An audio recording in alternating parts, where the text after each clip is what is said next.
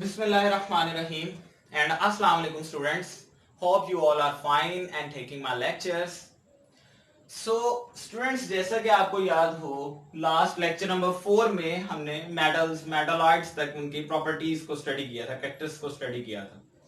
तो आज अल्हम्दुलिल्लाह हमारा लेक्चर नंबर 5 है, सेम वही चैप्टर 1 अभी चल रहा है पार्ट 2 का। तो आज का टॉपिक देखें आप, आज हमने पढ़ना है periodic trends in physical properties. Physical properties के अंदर लाइक पीरियोडिक ट्रेंड्स का मतलब कि वही पीरियोडिक टेबल के अंदर एलिमेंट्स के जो ट्रेंड है एक, उस ट्रेंड को कैसे स्टडी किया जा सकता है, उसमें प्रॉपर्टीज को कैसे स्टडी किया जा सकता है। तो अब देखें पीरियोडिक ट्रेंड, सबसे पहले या आपको मैं रिमाइंड करवाता चलूं, पीरियोडिक ट्रेंड का एक और नाम आपने पढ़ा हुआ है and that is periodicity.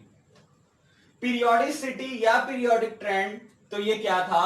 There was a gradual change in the properties of elements. Elements की प्रॉपर्टीज में gradual change, there is a gradual change in the properties of elements. और ये चेंज कब आएगा? When they are arranged according to the ascending order of their atomic number. कि again वही बात, जितने भी एलिमेंट्स हैं उन सब एलिमेंट्स को पीरियोडिक टेबल के अंदर ascending order of their atomic number के हवाले से अरेंज कर दिया जाए। ठीक है, अगर ऐसे अरेंज कर दिया जाएगा तो बच्चे इस अरेंजमेंट के अंदर प्रॉपर्टीज में एक ग्रेजुअल चेंज आएगा रेगुलर इंटरवल के हवाले से, तो वो आपके पास पीरियोडिक ट्रेंड कहलाता है या पीरियोडिसिटी। मजीद अब इसी बात को देखना है हमने आगे, इन पीरियड्स पहले बात कर लेते हैं। पीरियड्स अगर आपको याद हो तो horizontal rows in the periodic table, periodic table के अंदर जो हॉरिजॉन्टल रोज होती हैं उसके बारे में क्या कहता है? Chemical and physical properties change होती हैं। यानी कि पीरियड्स के अंदर जब हम एलिमेंट्स को देखते हैं, लाइक सेकंड पीरियड ये लिखा हुआ था मैंने, lithium, beryllium, boron, carbon, nitrogen, oxygen, fluorine, neon, तो ये क्या हो रहा है? फिजिकल और chemical properties left to right change होती जा रही हैं। और इनके चेंज होने की दो वजूहात वो बुक में बताते हैं। क्या जी? Due to atomic size. एक बात, एटॉमिक साइज चेंज होता जाता है, left to right atomic size क्या होता है बच्चे? डिक्रीज होता है। इसको भी स्टडी करते हैं, लेफ्ट टू राइट एलिमेंट्स का एटॉमिक साइज डिक्रीज हो रहा होता है। और सेकंड थिंग, इलेक्ट्रॉनिक कन्फिगुरेशन। तो स्टूडेंट्स इलेक्ट्रॉनिक कन्फिगुरेशन भी चेंज होती है। यहां पर इलेक्ट्रॉनिक कन्फिगुरेशन के चेंज होने का मतलब यह है कि ये अगर S ब्लॉक के एलिमेंट्स हैं तो ये आगे P ब्लॉक के एलिमेंट्स आ गए। सो S से P में चले जाना, ये इलेक्ट्रॉनिक कन्फिगुरेशन का यहां पर चेंज का मतलब है। So these are the two reasons, इन दो वजूहात की वजह से फिजिकल और केमिकल प्रॉपर्टीज जो है वो एलिमेंट्स की चेंज होती हैं। सेकेंडली अब बात करते हैं जी ग्रुप्स में। तो स्टूडेंट ग्रुप्स आपको पता है top to bottom, 1A 2A group, like top to bottom, यहीं पे दोबारा मैं बात कर लूं, ये 1A ग्रुप है। Hydrogen, lithium, sodium, potassium, rubidium, caesium, आगे फ्रांसियम आता है। तो ग्रुप में देखा जाए तो ग्रुप में केमिकल प्रॉपर्टीज स्टूडेंट्स सेम रहती हैं एलिमेंट्स की। पीरियड में दोनों चीजें चेंज हो रही थी, लेकिन अगर ग्रुप वाइज देखा जाए तो बच्चे केमिकल प्रॉपर्टीज सेम रहती हैं। उसकी वजह क्या है? उसकी वजह यह है कि ग्रुप वाइज हमारे पास इसमें जो ब्लॉक है यानी कि S ब्लॉक है अगर, तो वो चेंज नहीं हो रहा। बात समझ रहे हैं? इलेक्ट्रॉनिक कन्फिगुरेशन आप कह लें, उसमें आउटर मोस्ट शेल की चेंज नहीं होती, आउटर मोस्ट ऑर्बिटल वही रहता है, जिसकी वजह से क्या होता है कि केमिकल प्रॉपर्टी सेम रहती हैं लेकिन फिजिकल प्रॉपर्टीज चेंज होती हैं। उसकी वजह क्या है कि ग्रुप में भी बेटा एटॉमिक साइज चेंज होता है और एटॉमिक साइज ग्रुप वाइज क्या हो रहा होता है? इंक्रीज हो रहा होता है। ठीक है, ग्रुप में top to bottom atomic size increase होता है। यहां तक हमने ये बातें पढ़ ली। अब ये एटॉमिक साइज को समझते हैं बेसिकली। देखें आप, एटॉमिक साइज, बेटा एटॉमिक साइज ये वर्ड ही एटम देखें तो बात समझ आ रही है, किसी एटम के साइज की बात कर रहे हैं। ठीक है, एटॉमिक साइज में किसी एटम के साइज की बात हो रही है। और बेटा इसको दो तरह से आप डिस्कस करते हैं, एक एटॉमिक रेडियस और एक आयोनिक रेडियस के वाले से। एटॉमिक रेडियस किसी न्यूट्रल एटम का रेडियस होगा और आयनिक रेडियस किसी आयन का रेडियस हो सकता है। ठीक है, तो अब आप देखें एटॉमिक रेडियस को हम आज डिस्कस करेंगे, आयनिक रेडियस को नेक्स्ट लेक्चर में इंशाल्लाह डिस्कस करेंगे। बट मेक श्योर कि आपको एटॉमिक रेडियस बहुत अच्छे से समझ आना चाहिए ताकि आयनिक रेडियस समझने में ज्यादा मुश्किल ना हो। आयनिक रेडियस और एटॉमिक रेडियस दोनों सेम ही है, ठीक है, सिर्फ एक एटम और आयन का फर्क आएगा, वो डेफिनेशन में फर्क आएगा। अब मैं एटॉमिक रेडियस की बात करूं तो बेटा जरा डेफिनेशन समझने की कोशिश कीजिएगा। The average distance between nucleus and outermost shell of the atom. कि अगर आपके पास कोई एटम है तो बेटा आपको पता है एटम के अंदर न्यूक्लियस होता है और सराउंडिंग में इलेक्ट्रॉनिक शेल्स होते हैं। सो न्यूक्लियस से लेकर के जो सराउंडिंग में इलेक्ट्रॉनिक शेल्स है उनका जो आउटर मोस्ट शेल है वहां तक का डिस्टेंस, ये क्या कहलाता है किसी एटम का रेडियस। एग्जांपल मैं देता हूं, मिसाल के तौर पे यहां मैं एक एटम अगर ड्रॉ कर लूं बेटा, ये देखेंगे न्यूक्लियस, पहला शेल, दूसरा शेल, तीसरा शेल, लें जी चौथा शेल, 4 शेल तक मैंने बात कर दी। तो अब average distance between the nucleus, ये रहा न्यूक्लियस, तो बच्चे यहां से लेकर के ये आउटर मोस्ट शेल तक, ये मेरे पास क्या कहलाएगा, ये मेरे पास एटॉमिक रेडियस कहलाएगा। बात समझ आ रही है कि इसको देखें, अगर मैं बताना चाहूं तो यहां से लेकर के ये आउटर मोस्ट शेल है तो यहां तक बेटा ये जो डिस्टेंस आया मेरे पास, ये क्या कहलाएगा, atomic radius. The distance from the nucleus to the outermost shell, ये एटॉमिक रेडियस कहलाता है। ठीक है, तो डेफिनेशन दोबारा, the average distance between the nucleus and the outermost shell of the atom, तो बेटा ये एटॉमिक रेडियस कहलाएगा। इसी के बारे में अब आगे क्या मजीद बात करता है, size of an atom can't be measured. Single एक एटम का साइज मेजर करना पॉसिबल नहीं है, in fact it is impossible to major.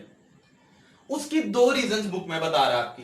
अब वो कौन सी रीजन है देखें, एक क्या बता रहा है, extremely small size of the atom, कि एक सिंगल एटम हो तो बेटा उसका साइज एक्सट्रीमली स्मॉल है, बहुत स्मॉल है। इवन के आप एक फुल स्टॉप भी लगाते हैं तो बेटा इसके अंदर भी 20 लाख मतलब के 2 मिलियन एटम्स मौजूद होते हैं। तो इससे अंदाजा किया जा सकता है कि हाउ एटम इज स्मॉलर, बहुत स्मॉल साइज होता है, एक बार। Second thing, haven't sharp boundaries. अब एटम कहां पर जाकर खत्म हो रहा है, एटम की बाउंड्री क्या है, यानी कि आउटर मोस्ट शेल जो है हमारे पास वो कौन सा है, ये भी क्लियरली हमें नहीं पता होता। उसकी वजह क्या है कि एक एटम है ना, तो बेटा ये सराउंडिंग में जो इलेक्ट्रॉन्स हैं ये जस्ट एक इलेक्ट्रॉनिक क्लाउड होता है। ठीक है, जैसे मिसाल के तौर पे बेटा एक मिसाल मैं ले लेता हूं, एक बल्ब है, बल्ब जल रहा है, अब आप समझे वो बल्ब एक न्यूक्लियस है। अब उस बल्ब की सराउंडिंग में बेटा लाइट जो है वो मैक्सिमम कहां तक जा रही है, वी डोंट नो, हमें उसमें कोई शार्प बाउंड्री का नहीं पता। बिल्कुल उसी तरह आप समझ रहे न्यूक्लियस जो है ना और इसके सराउंडिंग में इलेक्ट्रॉन्स मौजूद हैं। अब हमें नहीं पता कि इलेक्ट्रॉनिक क्लाउड न्यूक्लियस से कितना मैक्सिमम दूर हो सकता है। तो इस तरह से कोई शार्प बाउंड्री एटम की नहीं होती, जिसकी वजह से भी आप उसका साइज मेजर नहीं कर सकते। बेटा मजीद क्या बताता है, टेक्निक्स हैव बीन डेवलप, लेकिन कुछ ऐसी टेक्निक्स डेवलप हो चुकी हैं which can measure the distance between 2 nuclei of the bonded atoms। कि अगर आपके पास 2 बॉन्डेड एटम्स हैं तो बेटा वो दोनों बॉन्डेड एटम्स के दरमियान का डिस्टेंस मेजर किया जा सकता है। अब मैं कहता हूं ये 2 एटम्स हैं मेरे पास, एक और दूसरा, ये 2 एटम्स हैं मेरे पास, बेटा सेम एटम्स आप इनको कह रहे हैं, इट्स मीन इन दोनों का सेम साइज भी सेम होगा। तो इस न्यूक्लियस से लेकर के इस न्यूक्लियस तक का डिस्टेंस, इसको बेटा बॉन्ड लेंथ कहा जाता है, या इसको कंप्रोमाइज डिस्टेंस भी कहते हैं, या बॉन्ड डिस्टेंस भी कहते हैं। अब आप देखें यहां से यहां तक का जो डिस्टेंस है, अगर इसको बेटा हाफ कर दिया जाए तो अगेन देखें मेरे पास यहां से यहां तक ये रेडियस फाइंड हो जाता है। तो यहां से फिर हम एक ये भी डेफिनेशन समझ सकते हैं कि half of the distance between the nuclei of 2 bonded atoms, कि अगर 2 बॉन्डेड एटम्स मौजूद हैं तो उनके दरमियान जो डिस्टेंस है उसको हाफ कर दिया जाए तो ये भी एटॉमिक रेडियस है। ठीक है, उम्मीद है आपको एटॉमिक रेडियस समझ आ गया होगा। बेटा अब आ जाते हैं सबसे जरूरी बात, ट्रेंड्स। मैं आपको एक बार फिर साथ बताता चलूं, आयनिक रेडियस के भी ट्रेंड्स बेटा बिल्कुल सेम है।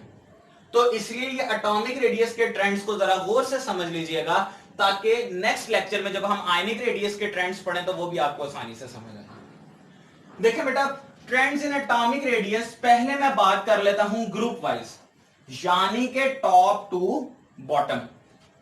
तो बेटा टॉप टू बॉटम अब आप देखें, hydrogen, lithium, sodium, potassium, rubidium, caesium. तो यहां से देखें हाइड्रोजन का एटॉमिक नंबर है 1, लिथियम का 3, सोडियम का 11, 19, 37, 55। बेसिकली मैं ये बताना चाह रहा हूं कि top to bottom atomic number बढ़ रहा है। इंक्रीज हो रहा है। और बेटा एटॉमिक नंबर का दूसरा नाम क्या है? Proton number. तो जरा ये देखें, इट्स मीन एटॉमिक नंबर हमें क्या बताता है? Number of protons present in the nucleus. किसी न्यूक्लियस के अंदर बेटा कितने प्रोटॉन्स होंगे ये आपको एटॉमिक नंबर बताता है। और सेकंड थिंग, ये सारे एटम्स न्यूट्रल हैं। If they are neutral atoms, so what does its mean? Its mean same number of protons and electrons are present in the atom. क्योंकि कोई चीज न्यूट्रल तभी होती है जब उसमें पॉजिटिव और नेगेटिव स्पीशीज सेम हो।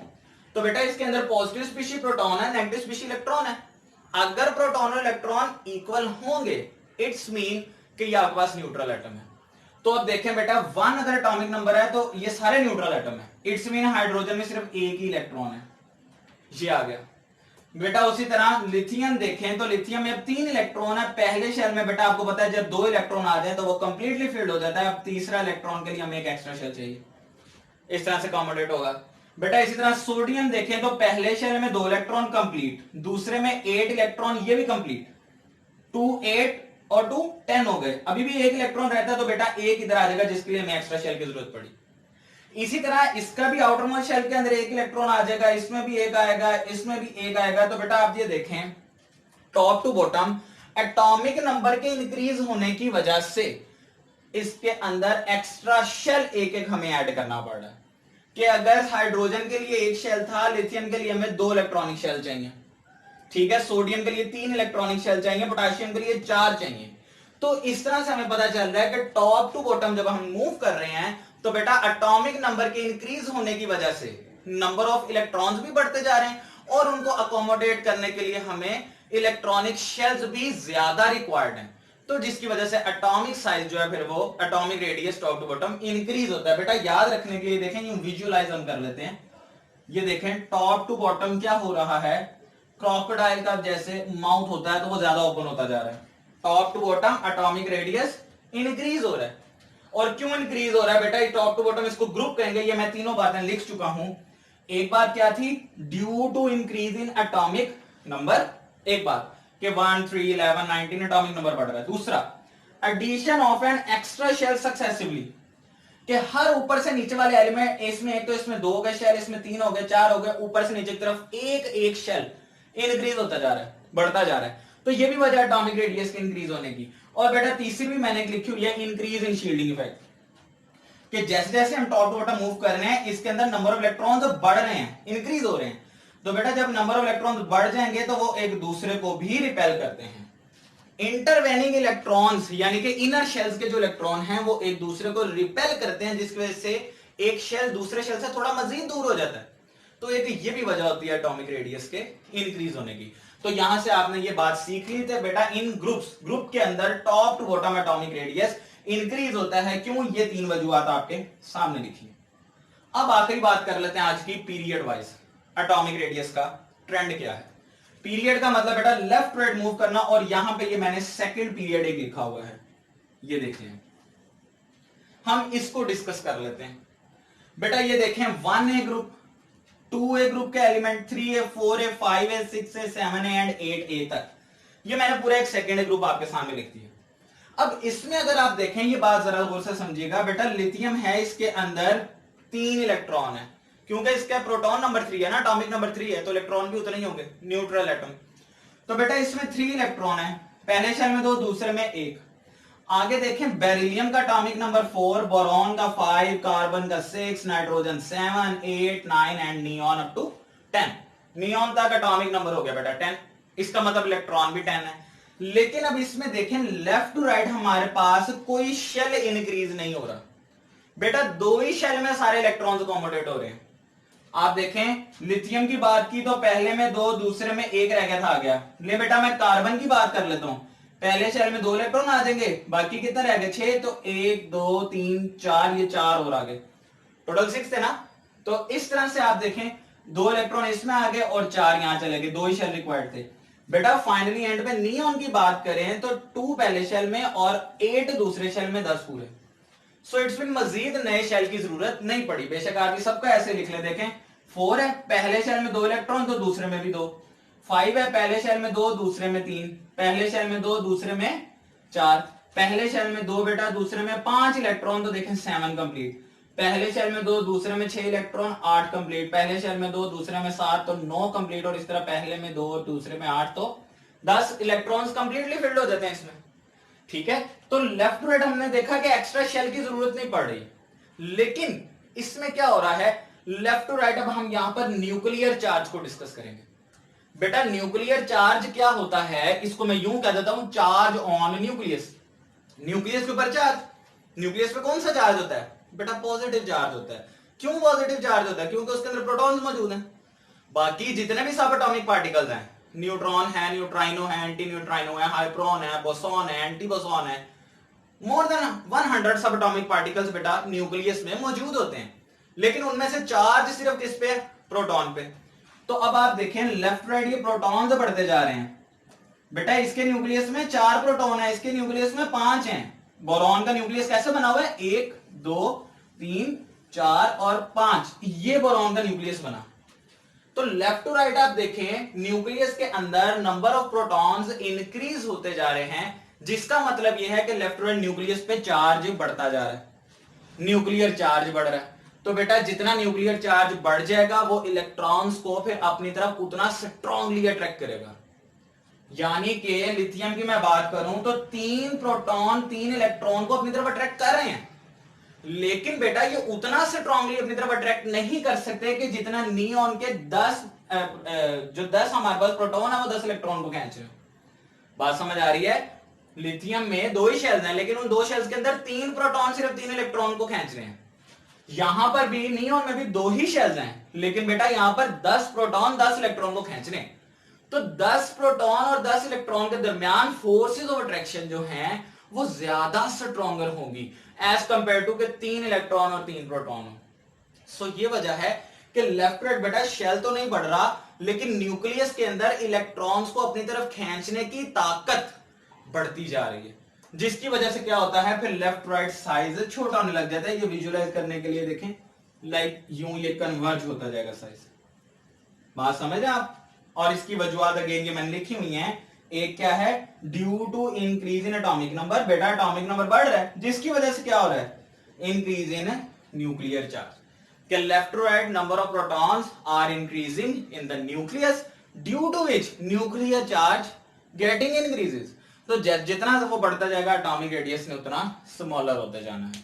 बेटा ये आपके सामने एटॉमिक रेडियस और एटॉमिक साइज से रिलेटेड ये मैंने बातें की हैं, इनको लाजमी गौर से समझिएगा, ताकि लेक्चर नंबर 6 में इंशाल्लाह जब हम आयनिक रेडियस के ट्रेंड्स को डिस्कस करेंगे तो मैं खाली आयनिक रेडियस नहीं डिस्कस करूंगा, इसके साथ हम नेक्स्ट टॉपिक भी पढ़ेंगे, क्योंकि इसमें भी ट्रेंड्स और कॉन्सेप्ट सेम यही होंगे। ठीक है, बाकी इसी तरह लेक्चर्स आप देखते रहें और कोशिश किया करें कि नोट्स भी बना लिया करें, बाद में काम आएंगे। ठीक है, कोई क्वेश्चन वगैरह हो आप कमेंट्स में पूछ सकते हैं। Thank you so much.